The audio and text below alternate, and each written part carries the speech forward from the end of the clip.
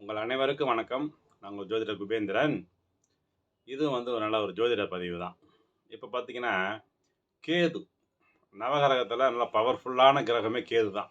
இந்த கேது ஒரு ஜாதகத்தில எல்லா வகையிலயும் அது இருக்கக்கூடாத இடத்துல வச்சுக்கோங்க, கடுமையான தடையை ஏற்படுத்தி விட்டுரும். ஒரு ஜாதகத்தில லக்னம், 5ஆம் இடம், 9ஆம் இடம் எல்லாம் இந்த 3 ஆதிபத்தியம் உள்ள கிரகத்தோட தொடர்போ, இல்ல லக்னத்திலேயோ 2ஆம் இடம், 4ஆம் இடம், 7ஆம் இடம், 8ஆம் இடம், 10ஆம் இடம்.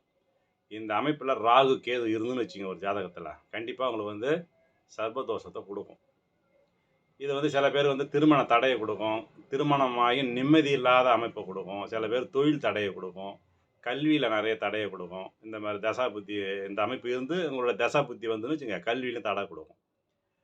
இப்படிப்பட்டவங்களுக்கு பார்த்தீங்கன்னா, ஒரு சில வழிமுறைகள்லாம் இருக்குது. இதை நாம் அந்த ராகு கேது தோஷத்தை நீக்கிறதுக்கு போன பதிவு ராகுவை பற்றி சொல்லியிருந்தோம். இந்த பதிவு கேதுவை பற்றி சொல்கிறோம்.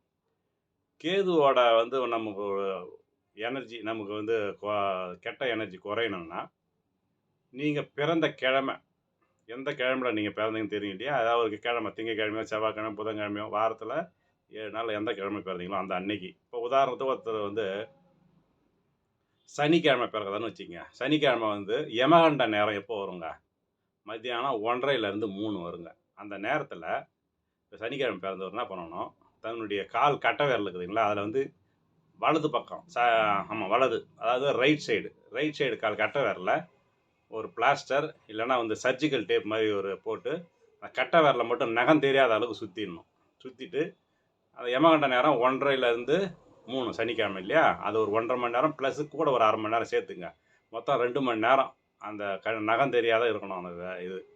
அதுக்கப்புறமா அது 2 மணி நேரம் கழித்து அந்த பிளாஸ்டரை கழட்டி ஏதோ ஒரு முள் புதர் இல்லை செடி செட்டு இருக்கிற இடத்துல யார் மற்றவங்க கால் படக்கூடாது, அந்த இடத்துல போட்டுட்டு வந்துட்டிங்கன்னா கண்டிப்பாக உங்களுக்கு இந்த கேதுவோட தோஷம் கொஞ்சம் கொஞ்சமாக நிவர்த்தி ஆகும். இது தொடர்ந்து செய்யணுங்க.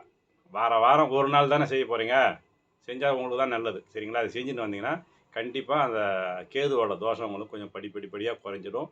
உங்களுக்கு எல்லா தடையும் நிவர்த்தி ஆகும். இதெல்லாம் இதெல்லாம் பிரபஞ்ச ஆற்றலை நம்ம உடம்புல சேர்க்குற முறை இதில் ஒரு முறை இது, சரிங்களா? இதை நீங்கள் பயன்படுத்தி பாருங்கள். உங்களுக்கு தெரிஞ்சவங்களுக்கும் இதை அனுப்பிச்சி விடுங்க, சரிங்களா? உங்கள் ஜாதகம் முதல்ல முக்கியம். அதில் எந்தெந்த இடத்துல இருக்குதுன்றது முடிஞ்சால் கண்டுபிடிச்சிங்க, எல்லாம் ஒரு ஜோதிடர் அன்றைக்கி கேட்டு இதை தெரிஞ்சுக்கிங்க, சரிங்களா?